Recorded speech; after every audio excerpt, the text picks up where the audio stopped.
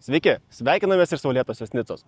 Čia vykstančiame renginyje buvo pristatyti naujai CF Moto, C-Force C4 ir C5 modeliai. Kviečiame apžvelgti, kas pasikeitė.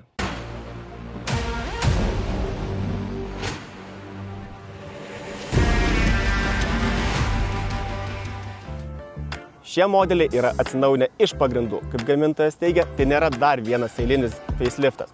Tai yra naujas iš pagrindų sukurtas modelis. Pasikeitė kardinaliai išvaizda ir variklis. Nuo šiol variklis turi 2 velenėlius ir 39 arklio galės C5 kėbulę ir 33 arklio galės C4 kėbulę. Tai leido mums mažinti 20% kuro sąnaudas, dėl to galėsite keliauti kur kas toliau. Su šiuo keturračiu keliausite gerokai patogiau, dėka 8 cm pastorintos sėdynės ir trečdaliu susiaurėjusios centrinės dalies. Taip pat turime dar vieną svarbų patobulinimą. Nuo šiol šie keturračiai gali tempti netgi 612 kg svorį, o gale ir priekį esantis metaliniai laikikliai gali atlaikyti netgi 30% didesnį svorį.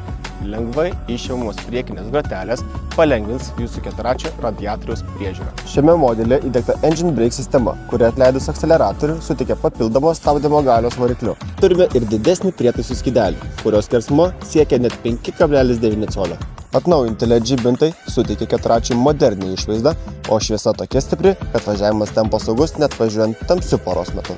Išbandžius šį keturratį, klausimų nekilo. Jis yra gerokai komfortiškesnis, lengviau valdomas ir turi žymiai daugiau galios.